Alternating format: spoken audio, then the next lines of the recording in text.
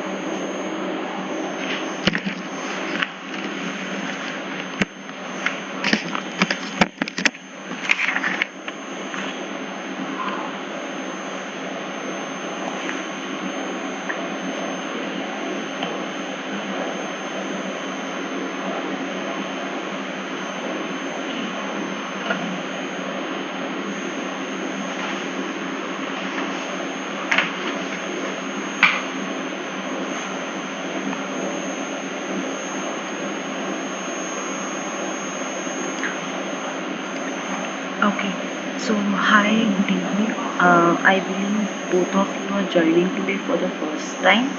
So, would you mind introducing yourself, maybe your background, and why did you choose for this course, and what are you actually expecting from these interactive sessions that are held every week?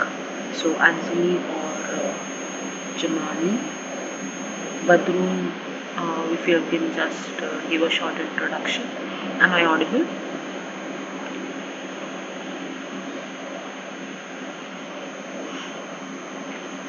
Yeah. Am I audible now? Is this volume better? Okay.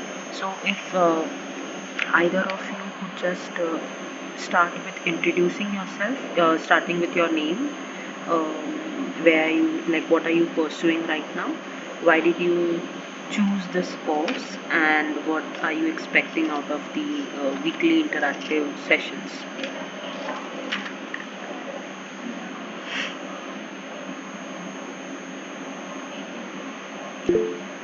Yes, yes, please go on, Anjali, please. My name is Anjali Manthekar. I am from Aurangabad, Maharashtra, and my PhD course is running. This is my third year of PhD. Okay. And My you're doing it interested from? area is art and culture, art and design. Okay. And for this purpose, ethnography is the most comfortable subject for me to choose. Okay. And where are you doing it from, Anjali? From Pune, Vishwakarma University. Okay, VIT. Okay. Okay. Okay. Okay, ma'am. And your title, like, what is your topic? My topic is comparison of Madhubani and Warli art and Mm-hmm. its contribution towards fashion industry. Basically, I'm from MSc fashion designing, Okay. so I choose this. Okay. Okay. Okay. Right. Okay. Thank you, Anjali. Yeah. Badrul Okay, Jamali. ma'am. I want to say Yeah. something Yes, about please. ma'am. Okay. I'm very much likely liking this course. Oh, that's great. I And if I can meet her I think with like my she, visa, yeah, you can meet her at IIT Bombay. You can email her, yeah, because she is in IIT Bombay. okay. Yeah. Can I enter in that college?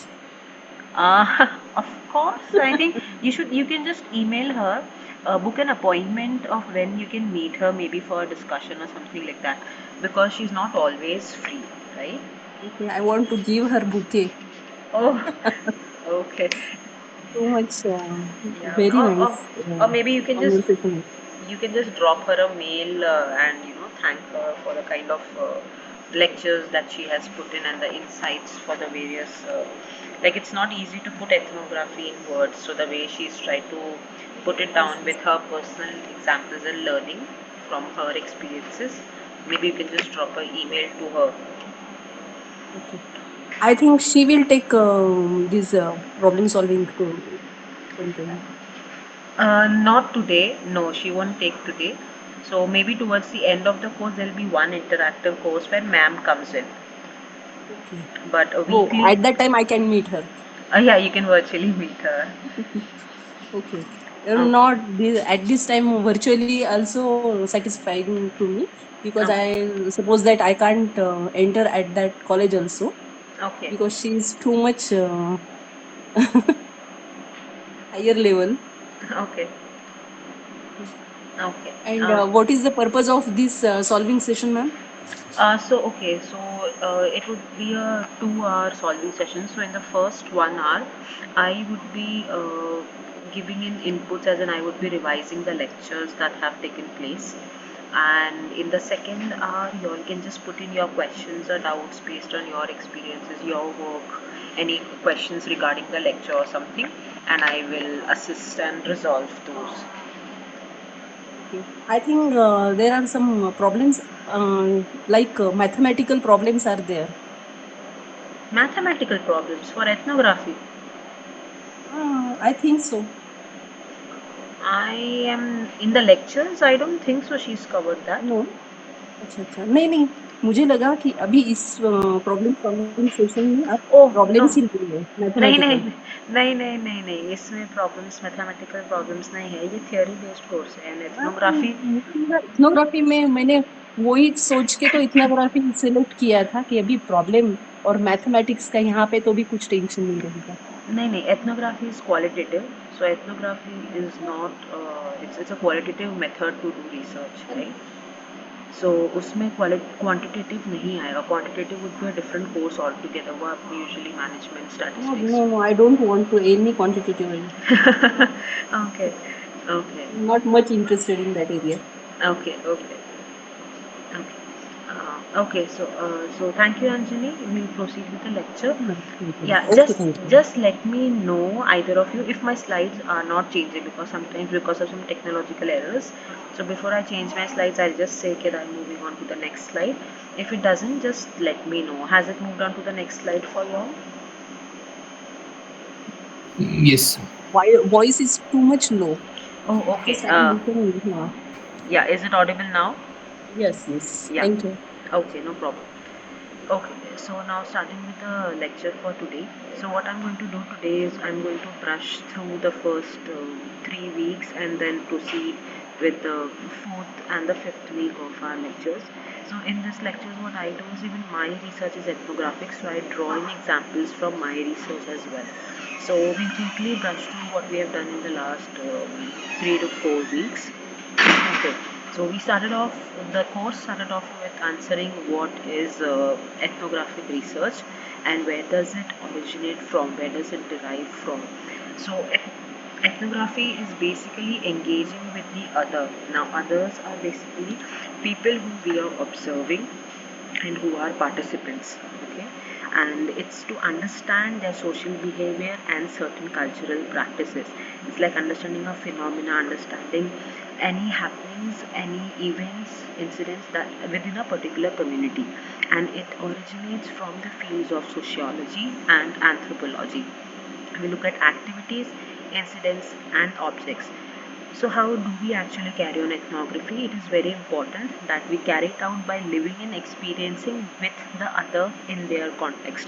So, we don't call them where we are. We don't call them as, as a just a observer or a user and ask to give feedback, but we enter into their context, in their environment, and try to understand the activities and the people. And hence it's said that it's a complete engagement. A slight change.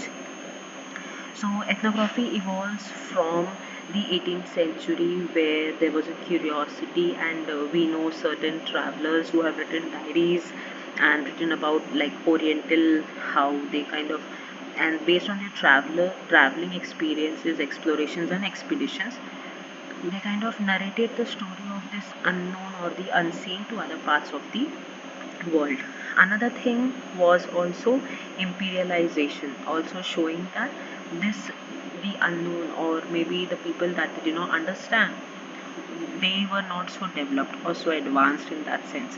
Hence, proclaiming that the people who are actually studying them and observing them are superior and are more modern. Uh, Ethnography has basically two branches of school of thoughts. It starts off with A, Chicago School, and B, British Social Anthropology. Chicago School is kind of a more descriptive study where they kind of describe, and then British Anthropology is theoretical basically. But over the years, both these aspects have kind of combined, and we look at both descriptive kind of study and theoretical study. So the focus today of ethnography is towards both, being describing what it is and also trying to then take into a larger context and making it theoretical. I've changed the slide. So when we talk about that, ethnography is the study of the other. So what is this other? In simple terms, the other basically means, who is this research about? Who are we going to study? And in this case, we talk about it in four terms: user, subject, respondents, and participants or contributors. When we're talking about users, that means that we create something and the other person is going to use it, hence they're termed as user. When we talk about subject, it's more about like we are observing something. It is a passive study, not an active participation. And the contribution of these subjects, so called, are ignored while we are talking, when we consider them as subjects.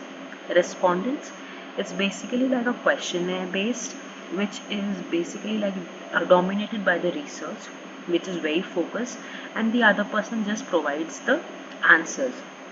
In terms of ethnography, we refer to our users as participant or contributors. Now, what does this do? It acknowledges the participants or the people that we are observing as our equal, and hence it's an inclusive approach of acknowledging the contribution and knowledge sharing of our participants. If I have to describe in simple terms, collectively putting in the lectures that we have been listening to over and over again, ethnography is what describes different layers and complex of a community and their activities, also called as thick description. It is not an objective and authoritative telling, but it's kind of a collective knowledge of all the participants which are there. It is a nuanced understanding of these different observations, perspectives, and viewpoints of the participants that we are trying to study, and it represents multiple perspectives. Ethnography is not only a product, like for example, Anjali, like you said, like formula and mathematics, that focuses mainly on products, but ethnography is both a process and product. So it engages with the participants by being there in their context, by observing them directly or indirectly, and by recording observations that we do. Next, after recording observations, we analyze those observations that we make. And towards the end, it is important to be able to represent the information that we have collected from site and analyzed. Now, how does it categorize in the category of being a product? Because it draws on a family of research methods. It involves direct contact with people. It is set in the context of the daily life of the participant, and it involves observing, listening, and asking questions about our findings. So it's basically being curious about when you see and observe something, you kind of go and ask to your participants, why does it happen in a particular way? And then try to identify if there is any repetitive patterns that lead to a conclusion. Various ways that we engage with the participant is either in terms of observations, activities, participation in conversation, and perception. We can either be afar and observe them do their daily activities, or we can get involved with our participants and be an active participant in the activities that they are taking part in. And then while doing that, we can also strike a conversation in a kind of a conversational interview with the participants and try to understand their perspective about the occurring that we are trying to observe and study. So, certain characteristics of ethnography studies are mentioned here. In the first case, it's very important that it should be contextual. Now, what does contextual mean? It means that the data that we have should be gathered in the field. So basically, it should be a primary study that's gathered in the field, in the site. Second, it should be naturalistic. Again, this coincides with what is contextual. That means it should be in the natural environment of our participants that we are trying to study. Third characteristic of ethnographic study is synchronic. That means it should be taken in the time when the phenomena is actually taking place, and it should be present at the time of occurrence. So as a researcher, we should be present when a particular phenomena, so for suppose if you're trying to study a festival, we should be present during the festival. If somebody is trying to study arts, or maybe the way artisans kind of manufacture their art, so you should be present while they are doing it. You cannot be present before or after. Yes, information about before and after can add to your actual data set, but your main data should be gathered while the phenomena is taking place. Fourth is descriptive, that as an ethnographic researcher, we have to pay attention to most mundane and the minute details which might seem very ordinary to either the participant, or when we come from our own biases, some of the actions might seem very mundane, but then we have to observe it. Next is interpretive. So, when we are kind of observing this ethnographic data, we just don't observe and write as it is. Based on our researcher's skill, we try to interpret these data. We try to find the connection between the tangible and the intangible. We try to understand if there are any social dynamics, any technology, any trading or living conditions or gender related conditions, family structure that really affects or is derived from that particular phenomenon. So we try to understand the relation between the socio-cultural activities. Last, your research should be reflective. Now, what does reflective mean? Now, all of us come from several biases based on the environment that we have been raised. We have certain understanding of a particular activity or particular understanding or a particular behavior in our own particular social systems where we stay. There might be a different behavior for a woman, for a man, for a kid, for an old person. But we should not let those biases come when we are doing our on-site research. It may come by default, but hence we need this quality of reflective, of self-reflexiveness, where we should understand that we are being biased. Moving on to the next slide, the same slide. um, Karen says that we are a part of the world that we study and thus can never truly be objective. Everything we try to understand is filtered through personal experience and our own way of seeing the world. We are always in danger of making sense of the world by relating to it what we already know and believe, and hence reflexiveness becomes a very crucial characteristic of ethnographic research.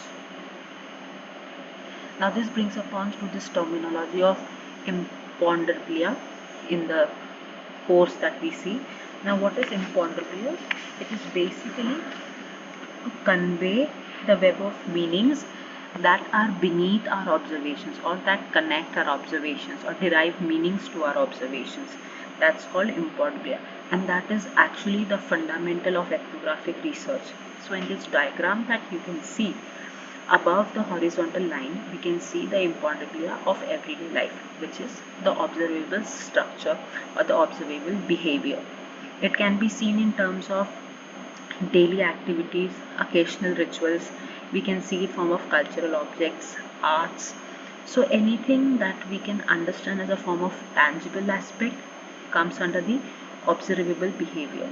Now these observable behavior are derived from intangible or unobservable behavior. For example, if you're talking about daily and occasional rituals, there might be some beliefs, some customs, some practices of the community that derive these occasional rituals or daily rituals. Okay, the kind of materials or the artifacts that they make, which is actually tangible, is also derived from certain beliefs that they have. So the observable behavior that is comes from unobservable structure, and as we can see within the circle, it's about social structure, culture, economic relation, material and technology, and knowledge. Now for example, if you're talking about a built environment or a house structure, okay, places in the built environment, as in suppose if you're talking about a village.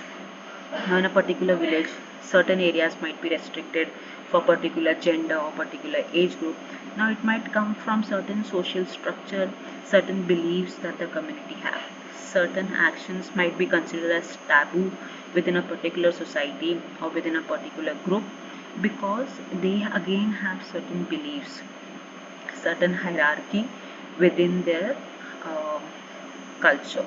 So hence ethnographic study is actually to understand the relationship between this observable and unobservable structure. Next slide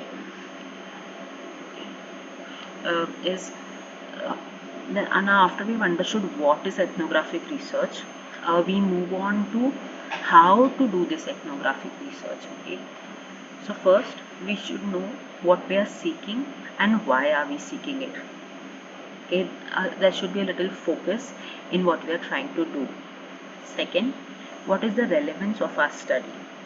Now, why do we want to do this study? How would it make a difference? Now, why is it so important to actually study? After you've identified what you're going to do and why you're going to do it, we go on to the next point, which is, so how are you going to do this study? Are you going to use a qualitative method? Are you going to use a quantitative method?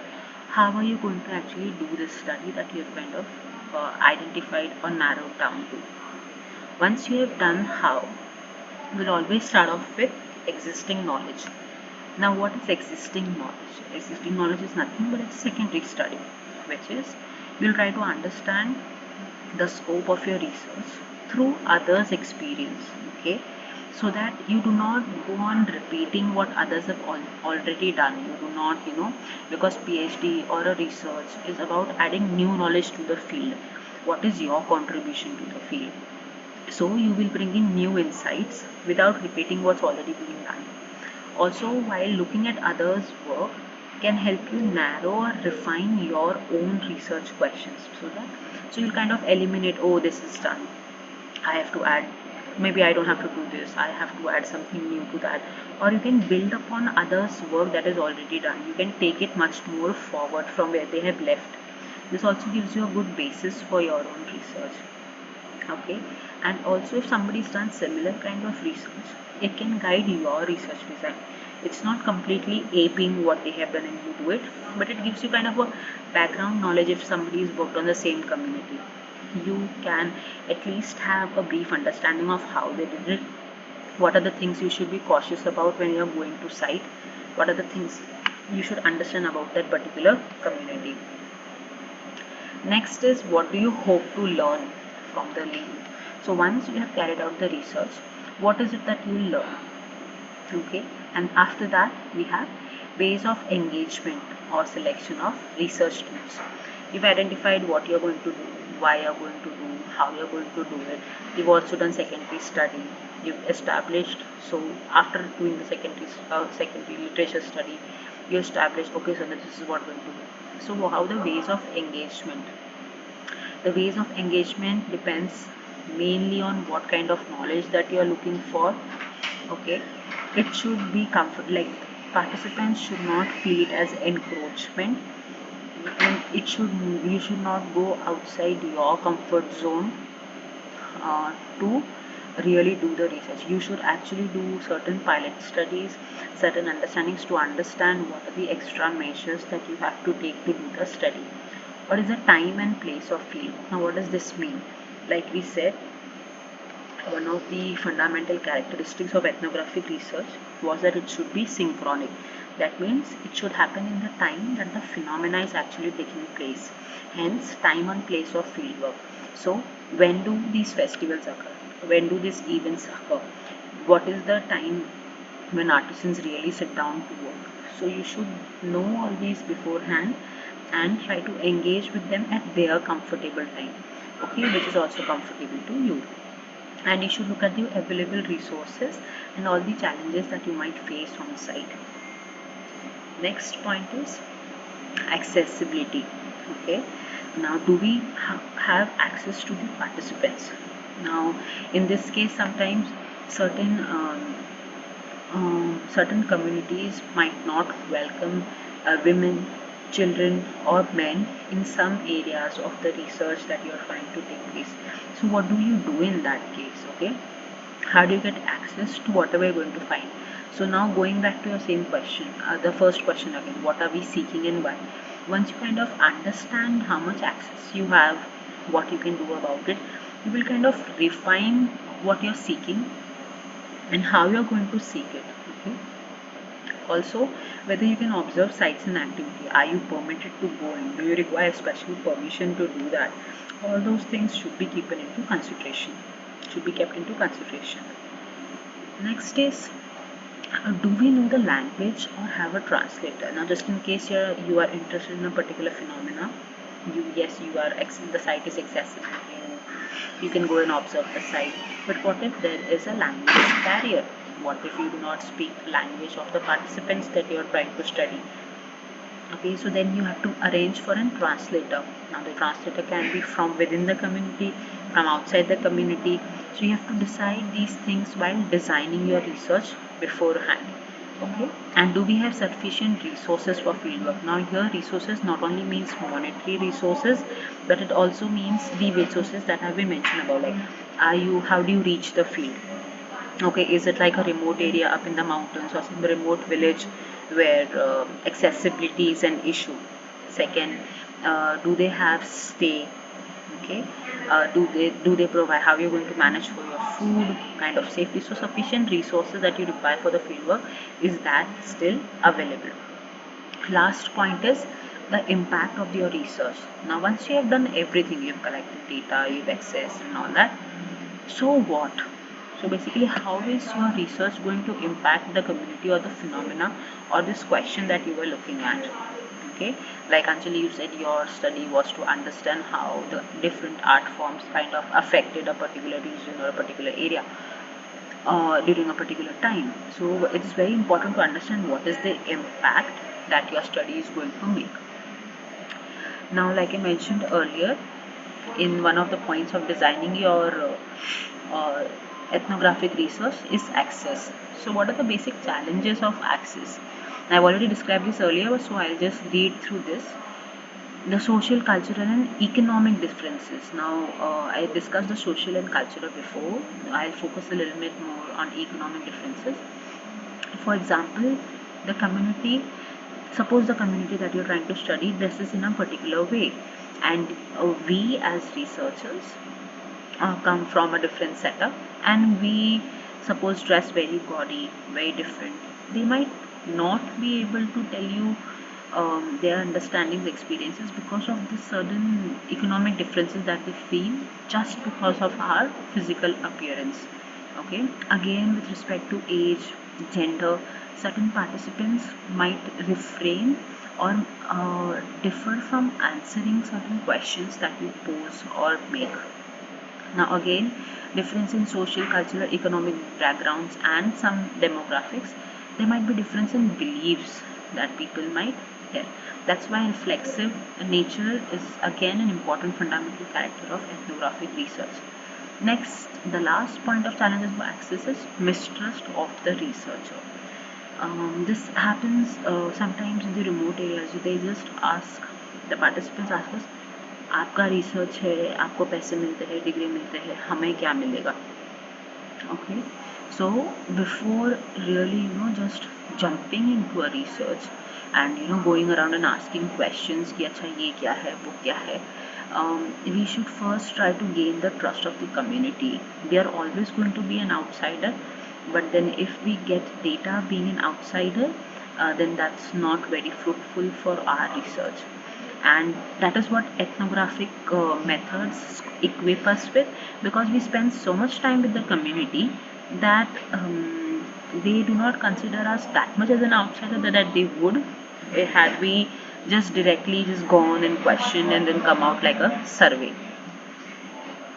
Now after understanding access, once you access the community, how do you observe what's happening? Observation is divided into four types, which is participant observation, non-participant observation, generalized observation, and focused observation. Now, it is not necessary that you choose just one observation type for your study, but it can be a mix and match of more than one, or it can be actually all four, okay, depending on what you're trying to ask. So, first is participant type of observation, participant observation. So, in this case, what happens is, like the name suggests, the researcher joins with their participants and takes up a role in the community and gets involved in the activities that form a phenomena that they are studying. For example, if somebody is trying to understand maybe the socio-economic factors of maybe how farming affects a particular community or a particular village or a particular society, they will go and participate in an everyday village life, being a part of the participant in farming, in threshing. Okay, so that is what participant observation is. You go and become a part of the community. Second is non-participant. So researchers observe but do not play any active part in the community activities. Okay, so you might be a distant observer and you will be kind of just observing how does the community react. So for example, if there is a community meeting or a gathering in the village where the entire panchayat sits together, You might not be an active participant in the discussion, but you're going to just observe and see how the villagers or how the community responds within themselves. Now, if I have to draw an example from the lecture, we saw in the videos how the researcher kind of recorded the students and the reciting of the poem in the classroom. So that's a non-participant. Now generalized. Researchers observe everything that is take place around them with equal focus. Now this part of observation can be usually during your pilot study and while narrowing down your questions. So what do? Is you go into your site and you kind of observe everything that's happening. Then maybe come and make a nuanced list of what you actually want to pursue further. Okay, now that is generalized observation. Last is the focused observation. Now, so generalized and focused can actually go hand in hand. When you're actually on site, you might actually observe hundreds of things that are happening. Okay, but then you should be focused and you should remember what is actually your research question. Okay, that it is going to be limited to activities or events that are related to the phenomena that you are trying to study. There are going to be many things on site that's going to draw your attention and that you might feel is important for your research. Okay, but we have to understand our limits and the boundaries and define them before getting overwhelmed with the never-ending data. Okay, so the researcher's attention is limited to activities or events that are related to the phenomena that they are studying. So in ethnographic study, participant, non-participant, generalized and focused observation are the four types of observation that we might actually have to juggle between depending on the type of information that we require. Moving on to the next slide. So after understanding what is ethnography, designing a framework to carry out ethnographic research, getting access to the community, now within inside the community, we are talking about observation. So, so what is the framework of observation? What all things can you observe, or what are things should we observe as researchers? We should be looking at the space. We should be looking at what is happening in that particular space. Who are the people who are involved, and what are the activities that they are doing. For example, if we are looking at a house to study, we are trying to understand maybe the dynamics of a house or the changing character of a house. What we can study is, okay, so what are the different spaces that are being used? Okay, so women use, so if you're doing mapping, it could be like, okay, so women use these two spaces. So spaces now in a rural setup, maybe the kitchen, the courtyard, the bedroom, the living room. So you could actually map, okay, so between this time to this time, women use this space. Between a particular time, men use this certain space. Children use this certain space. So the framework of observation can be what is the space, what are the actors that are involved in the space, and what are the activities that they're doing. Next is objects, acts, and events. So, if a particular object is being understood, or maybe which is a trademark or a characteristic of that particular community, what is that object? Why is that object crucial? How is that object used by different people of the community? We can study that through ethnographic research. If there are certain acts, events, okay, time, in terms of time we mean the sequence in which these actions take place. Goals, why does the community do a particular activity? So what do they plan to accomplish by it? And lastly, what is the association of feeling of the community with that particular event or occurring? What do we observe? We observe usually the socio-cultural aspects which involve the everyday life of the people that we are trying to study. But we don't. But we have to remember our own focus, okay, and also try to understand the participants' perspective. While doing the top three things, we should try to identify associations and meanings, which is the term imponderabilia. That is what basic ethnographic study is about. Okay, So in this week's lecture, we kind of focused on what do we observe, how do we observe, and how do we engage with the community. Now, now I'll just continue by discussing few of the questions that were uh, posed maybe in the previous assignments, and some of them might also be repeated in this time's assignment. So, observation enables an ethnographer to engage with minimal verbal communication, avoid conducting secondary research, learn by watching an activity or an event, and learn the ideal way of carrying out the social practices. So, observation, when we're talking about, it engages the use of minimal verbal communication. It's so when you're talking about participant, you be a part of and you're learning through action. When you're talking about non-participant, you learn about by watching these people. So learn by watching an activity or an event. And also when talking about generalization or focus, again you're trying to like just be away and observe whatever is happening. So observation helps the ethnographer to, one, engage using minimal verbal communication, and two, learn by watching an event or an activity.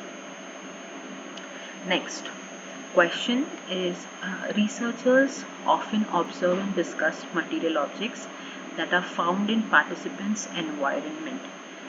Through discussing these objects with participants, they try to learn about participants' experiences. Obviously, this is true.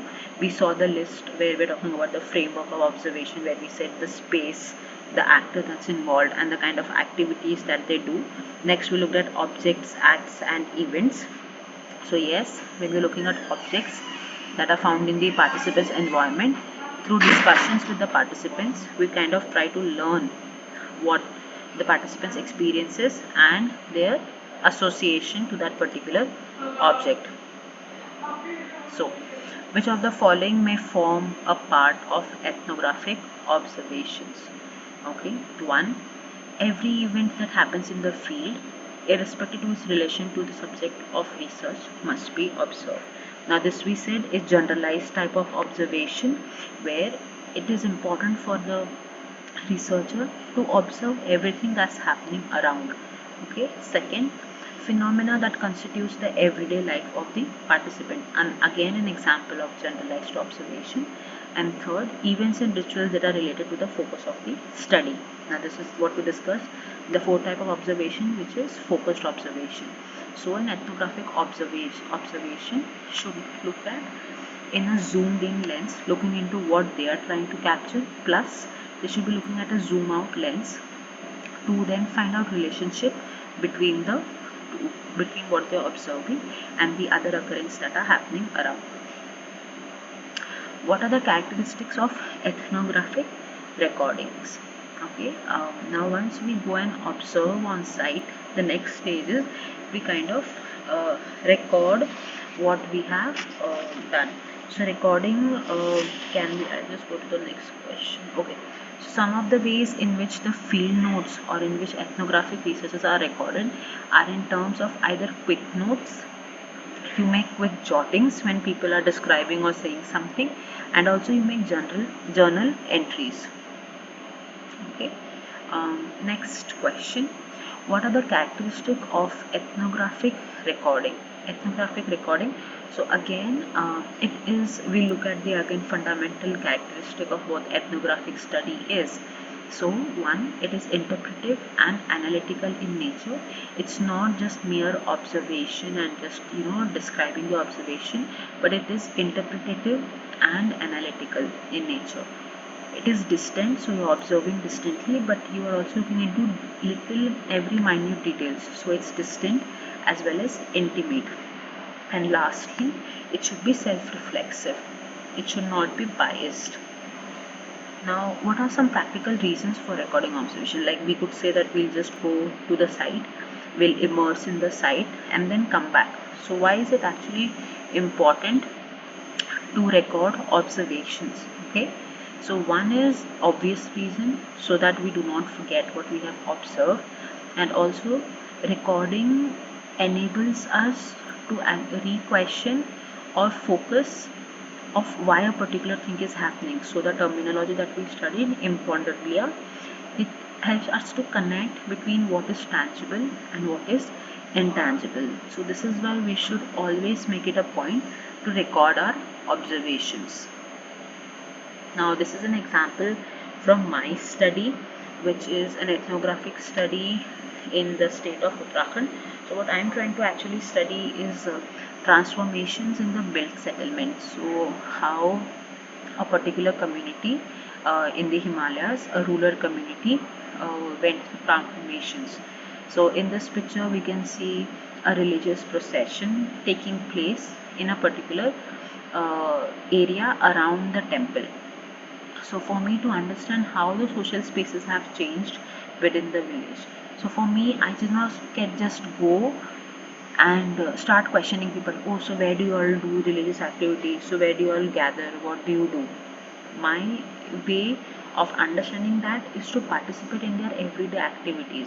So yes, so I participated in one of their festivals that take place along the valley, throughout the valley, and try to understand the social spaces that they use within this village while they are using it, and not out of the context. So uh, the fundamental qualities of ethnographic research, which is contextual, naturalistic, which is within the site of the community I am observing, synchronic, I am timing my research when this phenomena is actually taking place. Okay, I am describing it, I am being interpretative of how they are using it, what are the changes that they have made. Okay, so this is one example.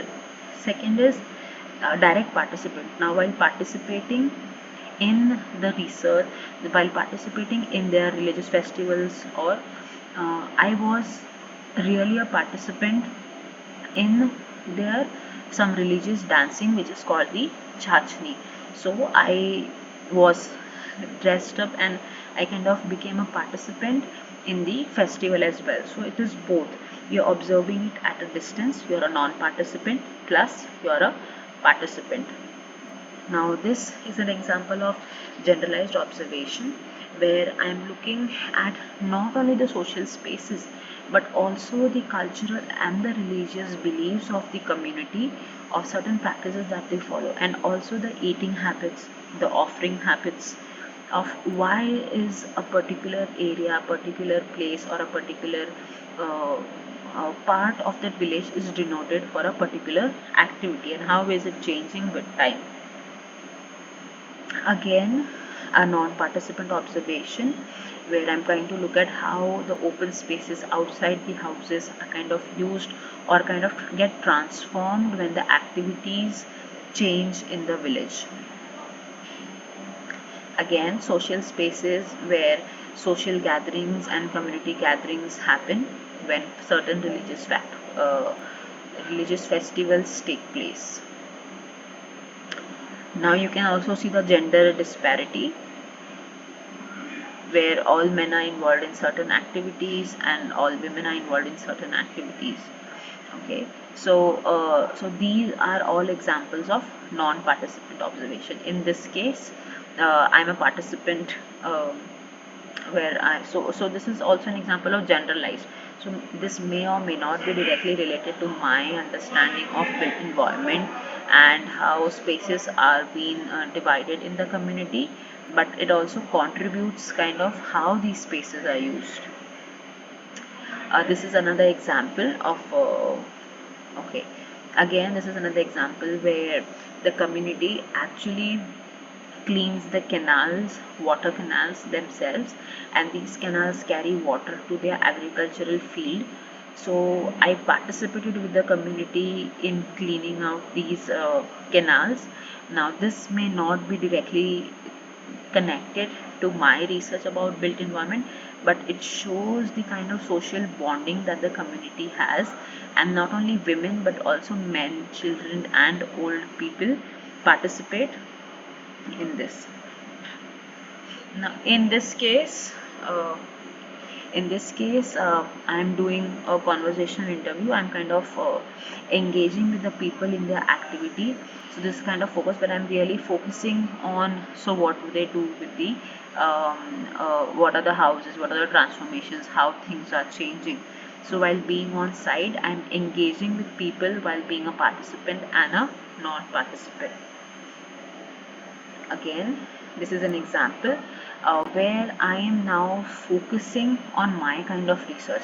I was kind of questioning this person about how different spaces in the houses were used in the past, if he had some knowledge, and then he took out an ancestral sword that his ancestors used while trading or while traveling from one place to the other.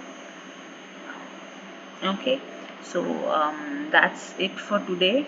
Thank you, Anjali. If you have any questions or doubts, maybe you can ask.